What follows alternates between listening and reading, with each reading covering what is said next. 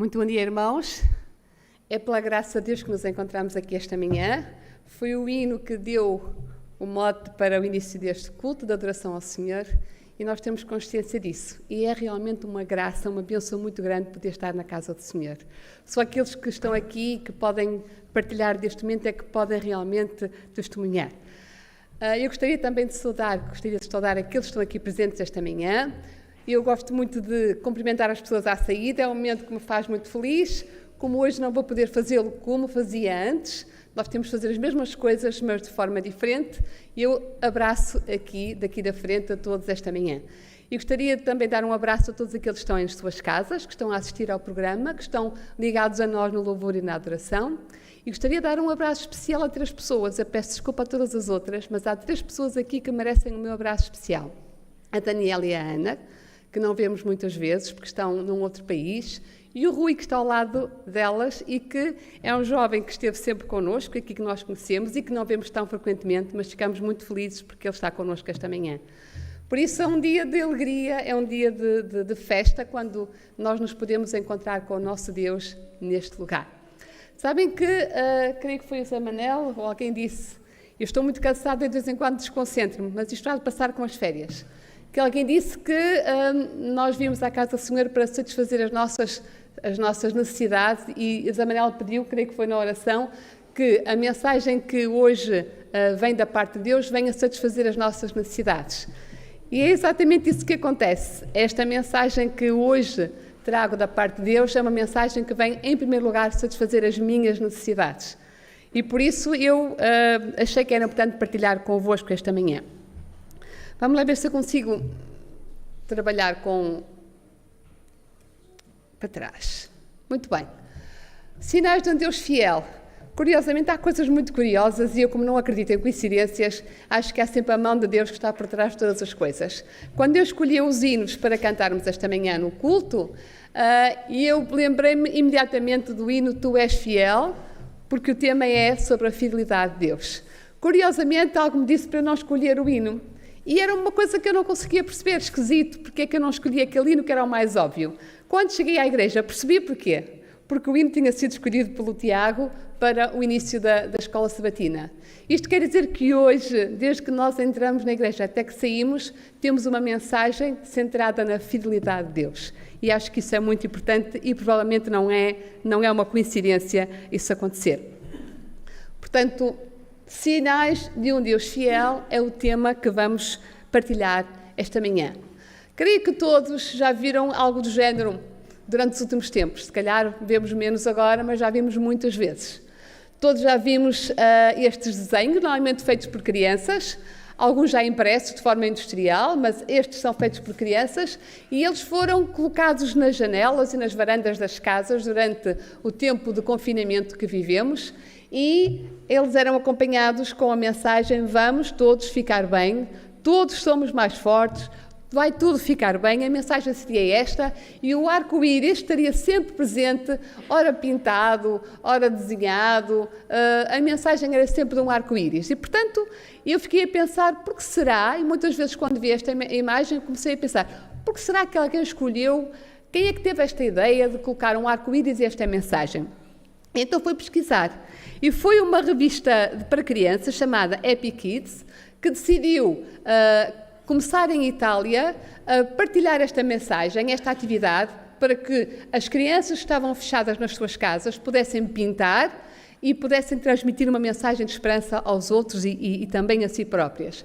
E, portanto, tudo começou por aqui.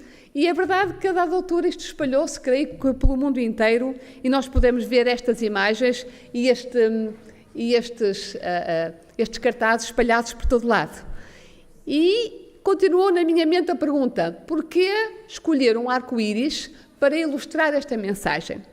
E então, provavelmente, eu não sei, não faço ideia se as pessoas que escolheram o arco-íris tiveram alguma intenção, sabiam qual a origem do arco-íris, mas o que eu sei é que ele foi escolhido e mesmo não sabendo se as pessoas sabiam ou não a razão pelo qual a escolheram, eu achei que era importante percebermos.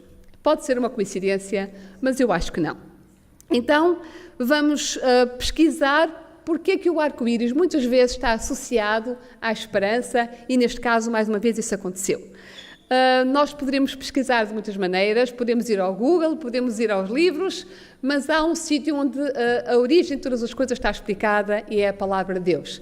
E, portanto, esta manhã vamos à origem, vamos à Palavra de Deus e aqui vamos encontrar as razões e as referências ao arco-íris. Como cristãos é por aí que nós devemos começar, pela Palavra de Deus. Então todos nós descobrimos facilmente que o arco-íris aparece referido em 4 situações na Palavra de Deus. A primeira delas é logo após o dilúvio e encontra-se esse registro em Gênesis 9.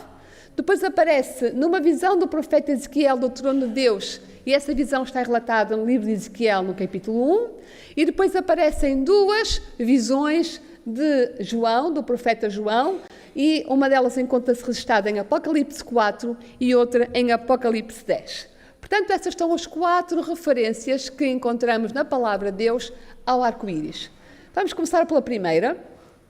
Nós todos sabemos o que aconteceu, estamos a colocar-nos no contexto.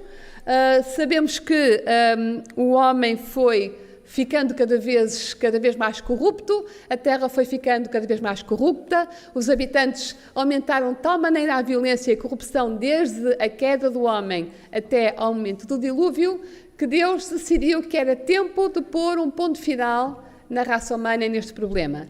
E, portanto, decidiu que a terra teria que ser destruída. E decidiu fazê-lo através das águas. Temos aqui assim um texto que não vamos procurar, está aqui já fixado. Em Gênesis 7:23 diz assim: assim foram exterminados todos os seres que havia sobre a face da terra. O homem e o animal, os répteis e as aves dos céus foram extintos da terra. Ficaram somente Noé e os que com ele estavam na arca. Temos aqui assim uma ação bastante radical da parte de Deus. Como é que um Deus que construiu, que se deu ao trabalho de construir, de criar uma terra belíssima, chegou ao ponto de dizer: basta, não é possível continuar assim. E, portanto, ele decidiu fazer um processo contrário ao que tinha feito muitos anos antes. Portanto, ele decidiu destruir aquilo que tinha sido construído por ele. Vamos ler muitos textos esta manhã, vamos ler o que se encontra escrito para percebermos a explicação de tudo isto no livro de Gênesis, no capítulo 7 e no verso 21. E diz o seguinte: pareceram todos os seres viventes que se moviam sobre a terra, aves, gado, animais selvagens, todo o réptil que se arrasta sobre a terra e todo o homem. E no verso 22, tudo o que tinha fôlego de vida em suas narinas, tudo o que havia em terra seca, morreu. Aqui está uma descrição muito sintética, mas muito forte. Eu não imagino como terá sido, vemos às vezes filmes, mas creio que a realidade deve ter ultrapassado a ficção, que nós vemos muitas vezes. Foi uma ação radical da parte de Deus. E, portanto, vemos aqui assim que Deus estava determinado a parar o clima e a espiral de corrupção e de maldade que estava sobre a face da terra. Mas há aqui uma boa notícia. Deus não destruiu tudo. Ele poupou à destruição Noé e a sua família. E, portanto, esta família foi poupada à destruição entrando na arca.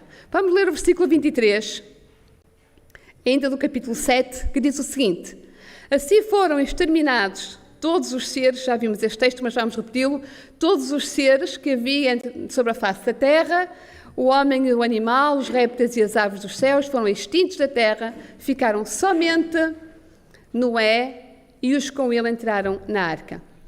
Se repararmos, temos aqui a primeira referência a um remanescente nas Escrituras. A ideia de um remanescente é uma ideia que perpassa todos os livros da Bíblia, é uma mensagem da parte de Deus que haverá sempre um resto, sempre um pequeno grupo, sempre um povo que será fiel. E a verdade é que o remanescente, a expressão remanescente, um resto, um pequeno grupo, está sempre associado na palavra de Deus à ideia de fidelidade. É sempre um pequeno grupo que é perdoado, que é salvo, e nós conhecemos que no final do tempo, esse pequeno grupo, esse povo terá a seguinte descrição que todos nós conhecemos de cor: e que eu vou ler, que se encontra no capítulo 12 e no verso 17 de Apocalipse, quase não é necessário vocês abrirem, que diz o seguinte: e o dragão irou-se contra a mulher e a sua semente e foi fazer guerra aos filhos dela, os que guardam os mandamentos de Deus e mantêm o testemunho de Jesus. Esta é a caracterização do remanescente, do povo de Deus do tempo do fim. Noé e a sua família constituíram o pequeno resto, o pequeno povo, que foi a semente da recriação que Deus depois executou depois do dilúvio. E esse remanescente foi usado por Deus para repovoar a terra e, após o confinamento a que obrigou o dilúvio, foi essa a função deste pequeno grupo.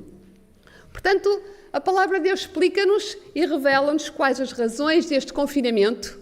E neste caso foi um confinamento obrigado por Deus.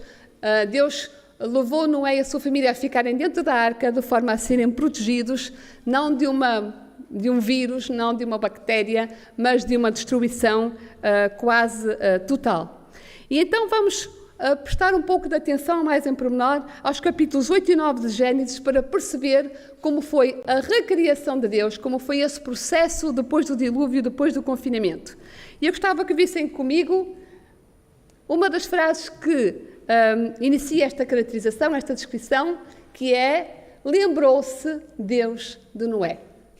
Depois do dilúvio, depois da terra estar destruída pelas águas, encontramos esta expressão na palavra de Deus: lembrou-se Deus de Noé. E é uma expressão às vezes que nós não temos facilidade em entender. Será que Deus se esqueceu de Noé enquanto ele esteve na arca? Garantidamente não, porque senão ele não teria sido protegido. Mas a verdade é que, no pensamento hebraico, na palavra de Deus, quando Deus usa a expressão, quando é usada a expressão Deus lembra-se, isto quer dizer que Deus fez apelo à sua fidelidade e à sua aliança. Deus tem um pacto, fez pactos ao longo da história desta terra com o seu povo, com pessoas em particular. E Deus usa muitas vezes esta expressão para mostrar que esse momento, esse pacto, essa aliança é uma marca da sua fidelidade. E creio que na nossa vida todos já podemos viver, pelo menos nós que somos mais maduros, viver o suficiente para ter a certeza absoluta de que Deus é um Deus fiel. Mas se olharmos para trás para a história desta terra, essa fidelidade está bem patente na história da humanidade. Quando Deus diz que se lembrou de Noé, quer dizer que ele fez vir ao de cima a sua fidelidade. E é curioso que nós encontramos e rapidamente nos lembramos de alguns textos que começam assim na palavra de Deus. Eu vou citar um que vocês podem completar. Lembra-te do dia sábado para o santificar. Este é um momento, este é um lugar na palavra de Deus em que é também usada a expressão lembra-te. Porque sabia Deus que esse era um sinal perpétuo com o ser humano, era um sinal que ficaria marcado na relação entre Deus e a humanidade e era um sinal da aliança de Deus com o homem. E por isso, quando Deus institui o sábado e diz lembra-te, e Ele está a dizer ao ser humano que o sábado, a guarda do sábado, é um sinal de fidelidade ao nosso Deus. E nós sabemos que Deus é fiel conosco e nós somos convidados a responder também com fidelidade. Deus lembrou-se de Noé, quer dizer que Deus lembrou-se da sua fidelidade para com ele. Em Gênesis 9, 11 a 16 e 16 encontramos este texto. Estabeleço o meu concerto, a minha aliança, que não será mais destruída toda a carne pelas águas do dilúvio e que não haverá mais dilúvio para destruir a terra. E disse Deus: este é o sinal do concerto que ponho entre mim e vós, e entre toda a alma vivente que está convosco por gerações eternas. E agora gostava de sublinhar esta expressão. O meu arco tenho posto na nuvem, e este será por sinal do concerto entre mim e a terra. Reparem que podemos achar que o arco-íris é apenas um fenómeno físico, óptico, mas a palavra de Deus, a origem, a explicação das origens, mostra-nos que este é um sinal de Deus. É o meu arco, é o arco de Deus que é exibido e que é mostrado a toda a terra. E esta é a primeira referência que é feita na palavra de Deus ao arco-íris. Deus faz uma aliança com Noé e estende essa aliança a toda a humanidade. E garante-lhe, com a presença, com a exibição deste arco, que ele vai ser fiel. E nós sabemos que ele é fiel, porque até hoje a terra passou por muitos problemas, passou por muitas destruições, mas nunca mais foi destruída pelas águas completamente. O processo de recriação após o dilúvio é um processo muito interessante. Eu não vou poder partilhar convosco, mas se quiserem estudá-lo em casa, é um processo muito semelhante ao processo de criação. O processo de criação encontra-se explicado, encontra-se narrado nos capítulos 1 e 2 de Gênesis, e o processo de reconstrução, de recriação da terra encontra-se no capítulo 8. E é curioso que eles começam, eu só vou falar do início e do fim, começam da mesma maneira. No capítulo 8 diz que Deus fez passar um vento sobre a terra. Gostava muito de saber hebraico, mas não sei. Mas posso partilhar convosco que a expressão que se encontra ali é ruá, algo pronunciado mais ou menos assim.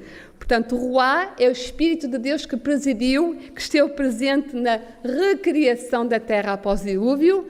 É exatamente o mesmo que se encontrou no capítulo 1 e no verso 1 de Gênesis, quando vemos que o Espírito de Deus passou por cima da face das águas. Portanto, o Espírito de Deus presidiu à criação e à recriação da terra. E depois, no final deste processo de recriação da terra, encontramos o arco-íris, esta aliança que Deus estabelece com Noé e com o homem, de que Deus nunca mais destruiria a terra através das águas. Curiosamente, o sábado aparece também no final da criação, nos capítulos 1 e 2 de Gênesis, como aliança perpétua entre Deus e o homem. Portanto, o sábado não é algo que foi dado aos judeus, não é algo que foi dado a um povo específico. O sábado é uma marca, um sinal da aliança entre Deus e a humanidade. E todos aqueles que vivem a experiência do sábado sabem que é uma bênção especial que Deus partilha, que Deus nos permite viver quando nós podemos encontrar-nos com Ele neste dia especial. Noé e a sua família viveram durante o dilúvio um período de confinamento que durou aproximadamente um ano. E eu estive a contar os dias, fiz mais ou menos como o Zé Manel, estive a contar todos os dias e julgo que não encontrei o dia preciso, portanto não vou dizer quantos dias foram, que ali uma pequena, algo que eu não consegui ainda contabilizar, mas foi cerca de um ano. E por isso aquela família ficou fechada muito tempo. E eu imagino como terá sido, porque nós ficamos fechados alguns meses na nossa casa e não foi fácil, e não tem sido fácil. E ainda há pessoas que continuam confinadas por várias razões que nós conhecemos, mas aquela família passou por este processo de confinamento. E após este longo período de confinamento, eles saem da arca e Deus estabelece com eles uma aliança. Deus é realmente muito bom, porque Deus nunca se esquece do ser humano e quer partilhar sempre connosco uma mensagem de esperança. E é, no fundo, a mensagem que nós vimos espalhados nesses cartazes. Vai ficar tudo bem. O arco-íris que nós vemos, curiosamente, se calhar sem ter este objetivo, relembra-nos a fidelidade de Deus, a sua aliança com o remanescente do tempo do dilúvio. Vamos passar agora ao segundo momento em que nós encontramos a palavra, a segunda referência na palavra de Deus do arco-íris. Vamos ao livro de Ezequiel e vamos abrir no capítulo 1, no livro de Ezequiel, capítulo 1. E vamos muito rapidamente, era muito interessante eu poder partilhar convosco uma análise mais profunda de cada uma destas citações, mas o tempo não nos permite e convido-vos ao desafio a fazê-lo em vossas casas. Portanto, Ezequiel recebeu uma visão da parte de Deus. Ele encontrava-se cativo em Babilónia quando isto aconteceu. Ele fez parte da segunda vaga de deportação de hebreus que foram levados para Babilónia. E naquele momento em que o povo de Deus estava a viver um momento muito difícil, porque foi deportado para Babilónia e teve que deixar a sua terra, Ezequiel foi chamado por Deus e, quando foi chamado por Deus para ser profeta, Deus proporcionou-lhe uma extraordinária visão. E essa extraordinária visão nós vamos lê-la agora. E diz o seguinte, vamos ler a partir do verso 4 de Ezequiel. Olhei e vi um vento tempestuoso. No original, ruá, mais uma vez o Espírito de Deus. Olhei e vi um vento tempestuoso que vinha do norte e uma grande nuvem com um fogo que emitia labaredas de contínuo e um resplendor ao redor dele. O centro do fogo tinha a aparência do brilho de metal. E depois nos versículos 26 e 28, vamos avançar para os versículos 26 e 28, que diz o seguinte: por cima do firmamento que estava por cima das suas cabeças, havia uma semelhança do trono, com a aparência de uma safira. Sobre a semelhança do trono, havia como que a semelhança de um homem no alto sobre ele. Vi como o brilho de um metal, como o aspecto do fogo pelo interior dele, desde a semelhança dos seus lombos iria para cima, desde a semelhança dos seus lombos iria para baixo. Vi como a semelhança do fogo e havia um resplendor ao redor dele. Como o aspecto do arco que aparece na nuvem nos dias de chuva, assim era o resplendor em redor. E esse era o aspecto de semelhança da glória do Senhor. Vendo isso, caí com o rosto por terra e ouvi a voz de quem falava. Reparem a extraordinária visão que Deus concede a Ezequiel. Era tão extraordinária que ele não consegue usar palavras humanas, não encontrou palavras humanas para poder descrever esta visão. Ele então compara tudo o que ele vê, não consegue descrever, e compara algo, diz à semelhança, algo parecido, porque tudo que é possível encontrar-se no trono de Deus está longe de ser comparável com tudo que nós vemos e conhecemos nesta terra. Portanto, aqui, quando é proporcionado a Ezequiel esta visão do trono de Deus, da glória de Deus, ele vê o arco-íris, o arco de Deus que envolve o trono. Portanto, percebemos aqui neste texto, nesta visão de Ezequiel, que o arco-íris não é algo que pertence a esta terra. O arco-íris pertence aos céus e pertence ao trono de Deus, e ele torna-o visível aos homens sempre que quer transmitir e relembrar uma mensagem de misericórdia. E por isso este arco-íris estará para sempre no trono de Deus, para relembrar a sua misericórdia para com a raça humana. Gostava que me acompanhassem neste texto.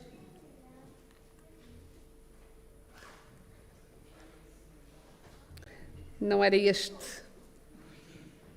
Vamos avançar. Não. É exatamente este. Quão grande é a condescendência de Deus e sua compaixão por suas criaturas falíveis, colocando assim o belo arco-íris nas nuvens como sinal do seu concerto com os homens. O Senhor declara que, ao olhar ele o arco, lembrar-se-á a tal fidelidade do seu concerto. Isto não implica que houvesse de esquecer-se. Ele, porém, fala-nos na nossa linguagem para que melhor o possamos compreender. No céu, uma semelhança de arco-íris rodeia o trono e estende-se como uma abóbada por sobre a cabeça de Cristo. Quando o homem, pela sua grande impiedade, convida aos juízos divinos, porque é isto que acontece, muitas vezes nós estamos a pedi-las, o Salvador, intercedendo junto ao Pai em seu favor, aponta para o arco nas nuvens, para o arco celeste em redor do trono e acima da sua cabeça, como sinal da misericórdia de Deus para com o pecador arrependido.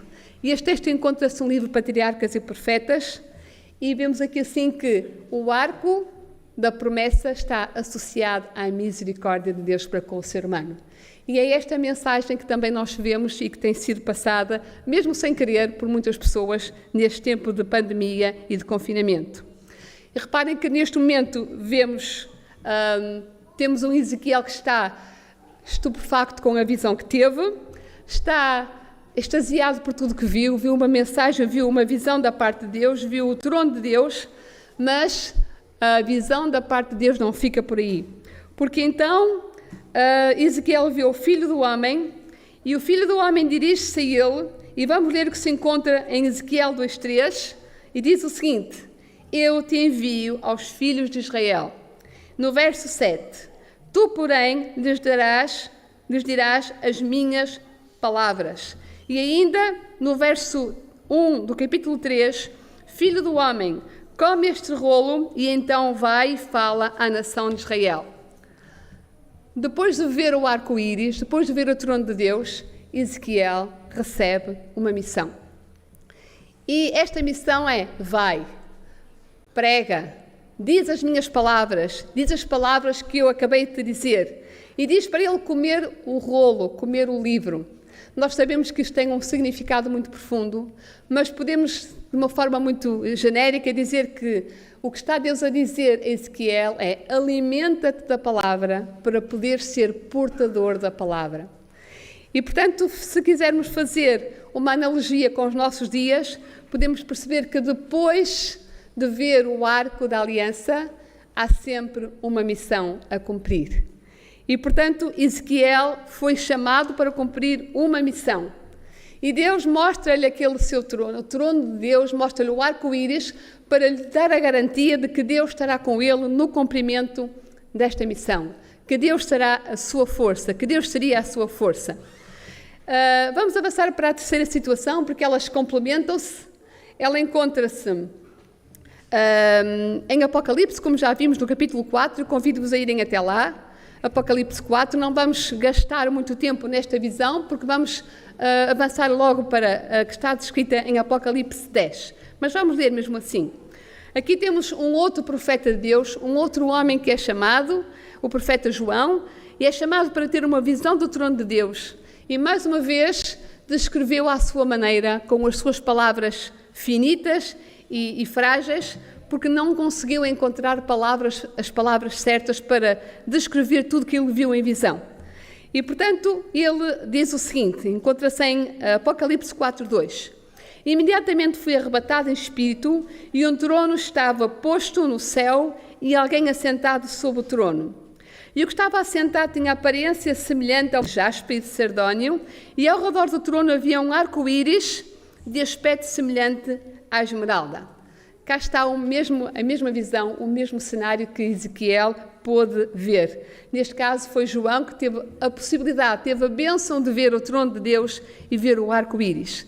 E vamos avançar já para Apocalipse 10, onde está a outra visão, ainda do profeta do profeta João. E diz o seguinte, vamos ler a partir do verso 1 e vamos ler vários versículos. Vi outro anjo forte descendo do céu, vestido de uma nuvem. Por cima da sua cabeça estava o arco-íris. O seu rosto era como o sol e as suas pernas como colunas de fogo. Mais uma vez, era tudo escrito como, porque não havia palavras que permitissem fazer esta descrição de forma exata. Tinha na sua mão um livrinho aberto. Pôs o seu pé direito sobre o mar e o esquerdo sobre a terra. E agora vamos passar para o verso 9. Fui, pois, ao anjo e lhe pedi que me desse o livrinho. Disse-me ele, toma-o e come. E ele se fará amargo o teu ventre, mas na tua boca será como o mel. Não temos tempo para aprofundar esta mensagem, mas poderão fazê-lo em vossas casas. Mas queria ressaltar esta questão de um livro, a palavra de Deus, uma mensagem especial da parte de Deus. Agora no verso 11. Então foi-me dito, importa que profetizes outra vez acerca de muitos povos, nações, línguas e reis. Vamos ver uma analogia muito curiosa, uma semelhança muito curiosa, vários pontos comuns entre o que aconteceu com Ezequiel e o que aconteceu com o profeta João. Ambos tiveram uma visão do trono de Deus, ambos viram o arco-íris envolver o trono de Deus, e a seguir, a ambos foi dado um rolo ou um livro, foi-lhes dito para se alimentarem desse livro, que seria doce na boca e amargo no ventre. Finalmente foi-lhes atribuída uma missão. Importa que profetizes, então vai e fala à nação. Nós podemos ver nestas experiências destes dois profetas um paralelismo, uma analogia que podemos fazer relativamente aos nossos dias. Quando nós somos obrigados e fomos obrigados a um confinamento e vimos nesse confinamento de alguma forma nas casas espalhado o arco-íris, isto deve levar-nos a pensar que o nosso trabalho não ficou por aqui. Nós não fomos feitos para estar fechados nas nossas casas, tranquilamente confinados. A nossa missão não terminou. Aliás, se calhar é exatamente o oposto. Os tempos que estamos a viver devem levar-nos a perceber que é tempo de cumprir a missão. E quando nós olhamos para o arco-íris, olhamos para a fidelidade de Deus, devemos lembrar-nos de que nós fomos chamados para ser fiéis no cumprimento da missão. E o arco-íris representa que Deus estará conosco no cumprimento desta missão. Com o profeta Ezequiel, com o profeta João, aconteceu isto. Deus disse: envio-te em missão, fala à nação. E antes eles deviam comer o livro, deviam receber a palavra. Durante o tempo de confinamento, deixa-me levar esta analogia até aqui, nós tivemos mais oportunidades, tivemos mais possibilidades de dar a palavra, de nos alimentarmos deste livro e a partir daqui o que nos espera é partirmos em missão. Nós sabemos que Noé e a sua família foram um remanescente no tempo do dilúvio, mas eles também tiveram uma missão que foi repovoar a terra, mas hoje nós sabemos que após o confinamento a que fomos obrigados, Deus continua à espera que nós cumpramos a missão. E a aliança que Deus fez connosco um dia, com o povo de Deus do tempo do fim, essa aliança está cada vez mais viva, é cada vez mais necessária.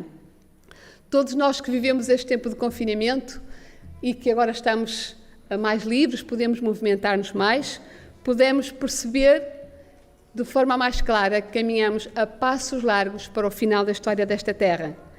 E é verdade que neste momento Deus está a aproximar-se do momento em que vai destruir a terra, vai dizer basta, não é possível continuar. Desta vez não pelas águas, mas vai fazê-lo também. E isso, esta certeza que temos, deve impelir-nos a cumprir a missão. O arco-íris pertence ao reino dos céus, ao reino de Deus, e relembra-nos que Deus tem para cada ser humano uma mensagem de salvação e de graça. E esta mensagem foi-nos entregue para partilharmos ao mundo. Deus é fiel porque Ele nos tem guardado e nos tem protegido e nos tem dado esta missão e Ele vai continuar a ser fiel e ajudar-nos a cumprir esta missão. Deus diz-nos que há uma mensagem para levar ao mundo. É essa a missão que Ele nos confiou. E essa mensagem é que Ele é um Deus de amor e é um Deus de justiça. É um Deus de amor e de justiça, quer dizer que Ele Ele tem misericórdia para com o ser humano, mas Ele um dia vai dizer basta, como fez no tempo do dilúvio. A justiça um dia irá eliminar o pecado, mas o seu amor salvará o pecador que aceita a sua graça. E esta é a mensagem que podemos lembrar cada vez que vemos um arco-íris. É uma mensagem de misericórdia da parte de Deus e é uma mensagem de graça. O arco-íris da promessa que circunda o trono no alto é um perpétuo testemunho de que Deus amou o mundo de tal maneira que deu o seu Filho unigênito para que todo aquele que nele crê não pereça, mas tenha a vida eterna. Ele testifica perante o universo que Deus nunca abandonará o seu povo da luta contra o mal. Enquanto durar o próprio trono de Deus, e aqui temos a garantia que Ele é eterno, é para nós uma garantia de força e de proteção. É verdade que Deus nos deu uma missão, mas Deus diz que não estamos sozinhos no cumprimento da missão, porque Deus é realmente fiel. E a prova de que Deus é fiel é que nós nos encontramos aqui e é que nós não fomos nunca mais destruídos, estou a falar da raça humana, nunca mais foi destruída até aos dias de hoje, pelo dilúvio ou pelas águas. Deus é fiel. E a partir de agora vamos deixar de centrar a nossa atenção na fidelidade de Deus e vamos centrar a nossa atenção numa pergunta óbvia. E nós? Somos fiéis a Deus? Após o dilúvio, o arco-íris apareceu na recriação desta terra. No final da história, ou melhor, do processo de criação desta terra, no início da criação de Deus, Deus deu um sinal ao ser humano para mostrar a sua fidelidade a Deus, que foi o sábado. E perante isto, a pergunta é óbvia. Como é a nossa relação com o sábado? Como é que nós estamos a viver o nosso sábado? Será que o confinamento a que nos obrigaram, a que fomos obrigados, alterou alguma coisa nas nossas rotinas de viver o sábado? Porque esta é a nossa resposta de fidelidade ao nosso Deus.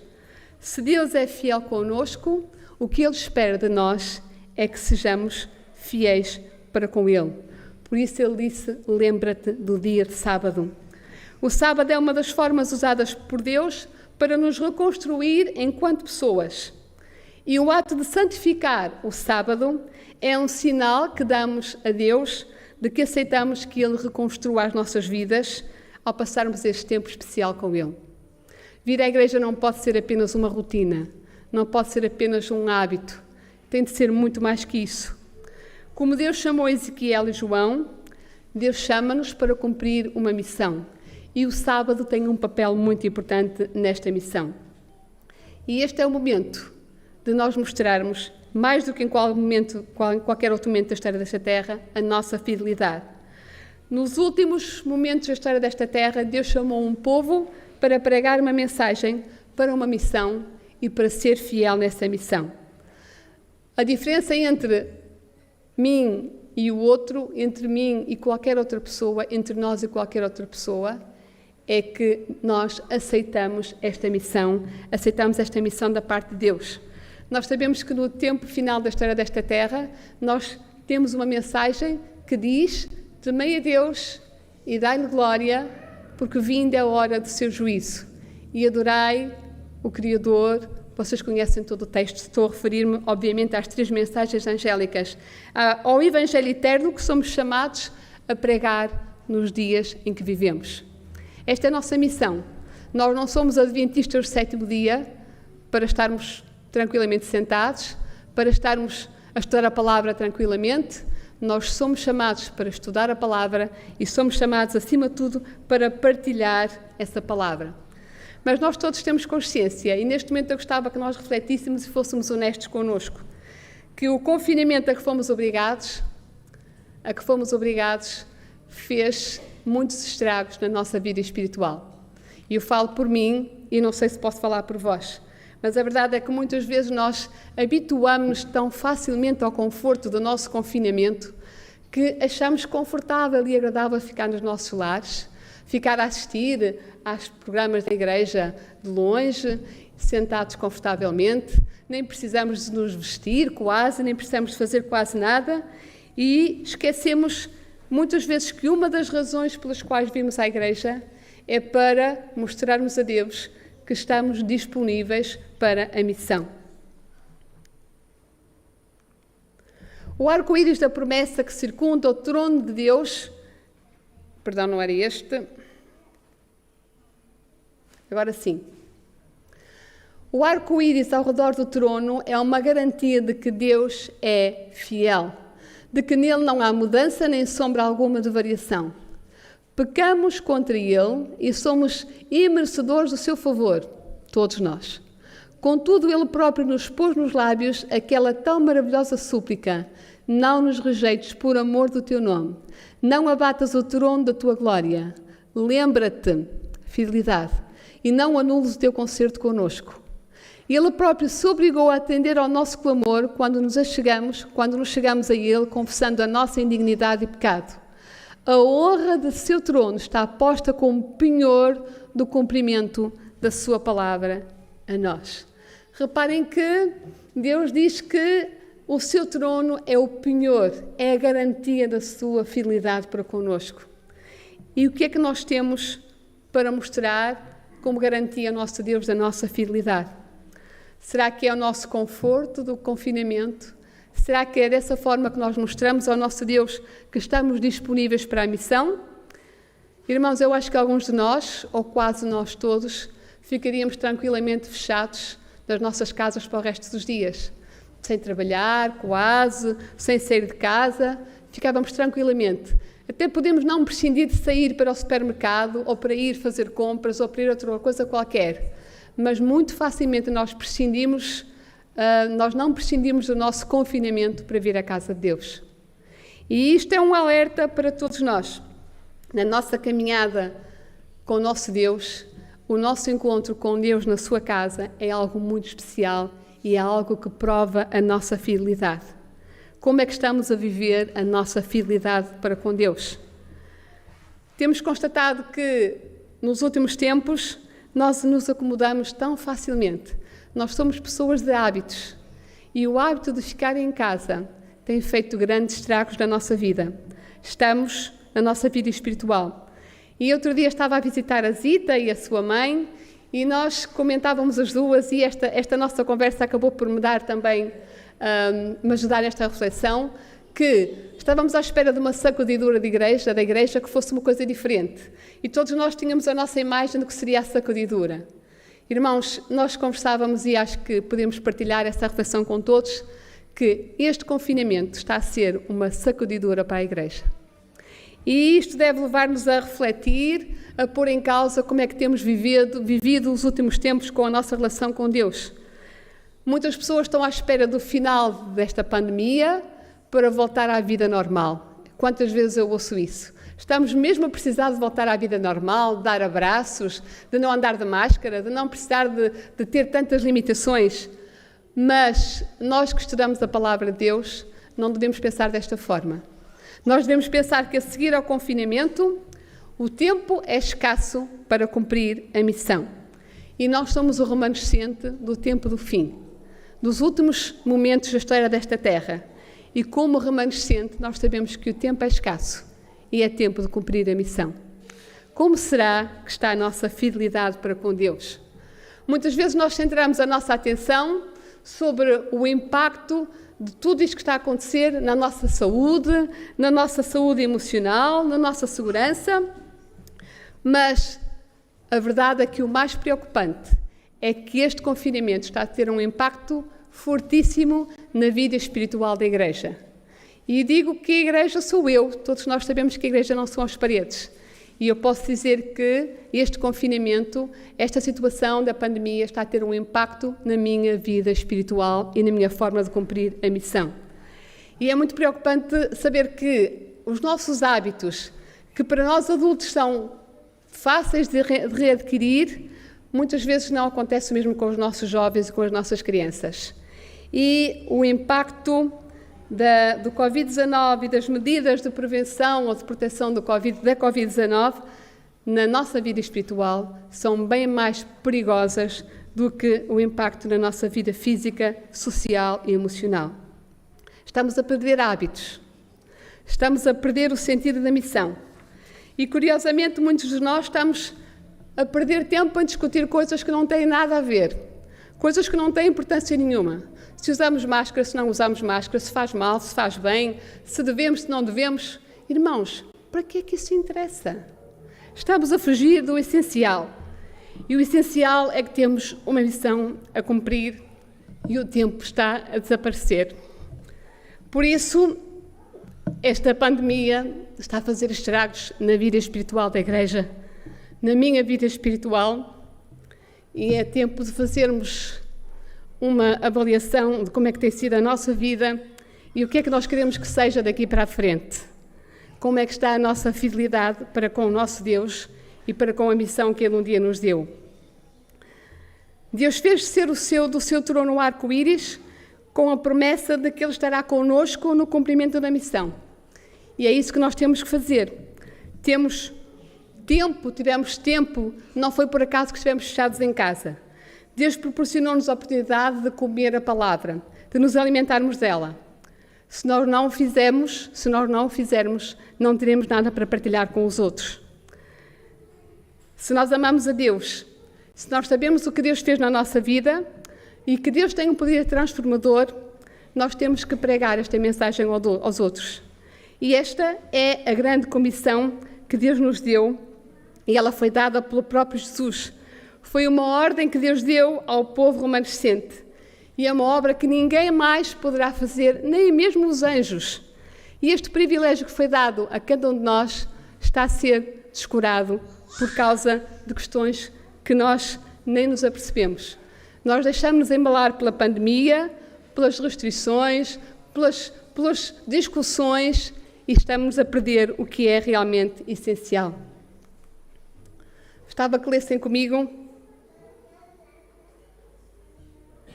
Ajudem-me, por favor, aí atrás, na regi.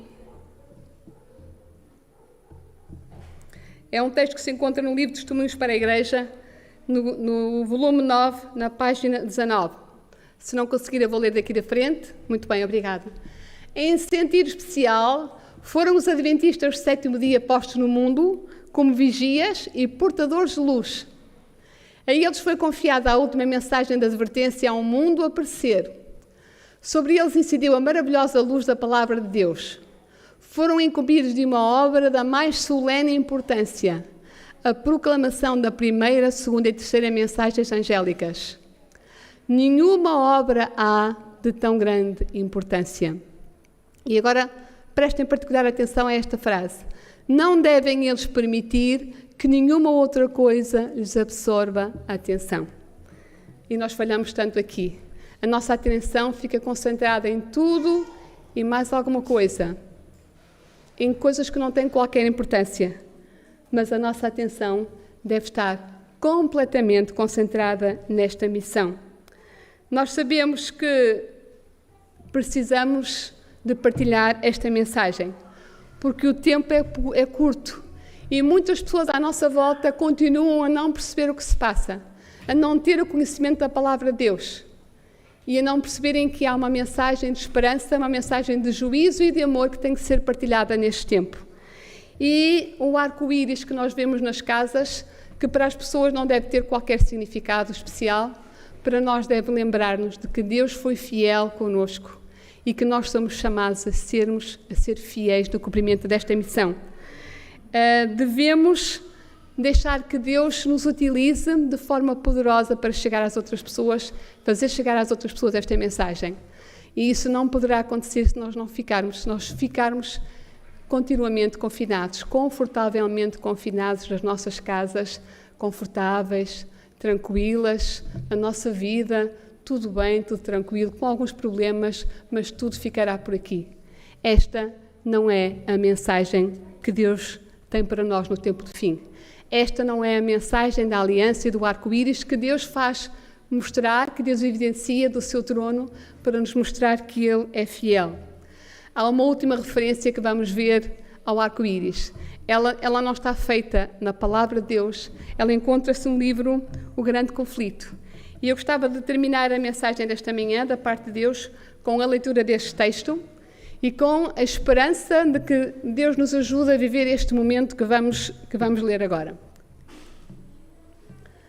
Surge então no Oriente uma pequena nuvem.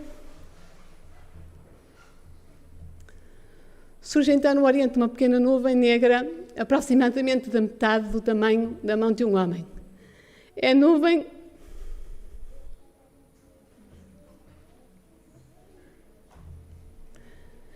nuvem que rodeia o Salvador e que à distância parece estar envolta em trevas.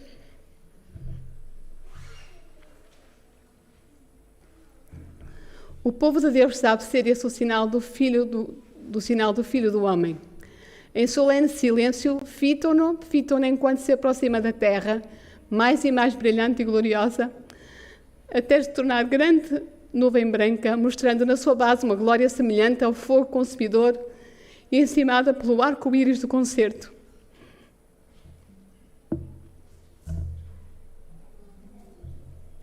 Jesus na nuvem avança como poderoso vencedor, agora não como homem de dores, para sorver o amargo cálice da ignomínia e miséria. Vem ele vitorioso no céu e na terra para julgar os vivos e os mortos. Fiel e verdadeiro, ele julga e peleja em justiça. Seguiram-no os exércitos do céu. Com antífonas de melodia celestial, os santos anjos em vasta e inumerável multidão acompanharam-no no seu avanço. O firmamento parece repleto de formas radiantes. Milhares de milhares, milhões de milhões. Nenhuma pena humana pode descrever esta cena. Mente alguma mortal é apta para conceber o seu esplendor. A sua glória cobriu os céus e a terra encheu-se do seu louvor. E o seu resplendor era como a luz. Aproximando-se ainda mais a nuvem viva, todos os olhos contemplam o príncipe da vida. Nenhuma coroa de espinhos agora desfigura a sagrada cabeça, mas um diadema de glória repousa sobre a santa fronte. O semblante divino irradia o fulgor deslumbrante do sol meridiano. E no vestido e na sua coxa tem escrito este nome: Rei dos Reis, e Senhor dos Senhores. É impossível ler estes textos sem emoção de perceber que um dia eu posso estar neste lugar a assistir a esta cena. E eu faço votos para que cada um de nós possa reafirmar a sua aliança com Deus e possa relembrar o momento em que aceitou esta missão, para que um dia possamos assistir a esta cena deslumbrante, magnífica, de vermos o arco-íris, o verdadeiro arco-íris, e ver o nosso Rei que nos salvou, que nos criou e que vem para viver connosco eternamente. Que Deus nos ajude a mantermos fiéis a esta promessa.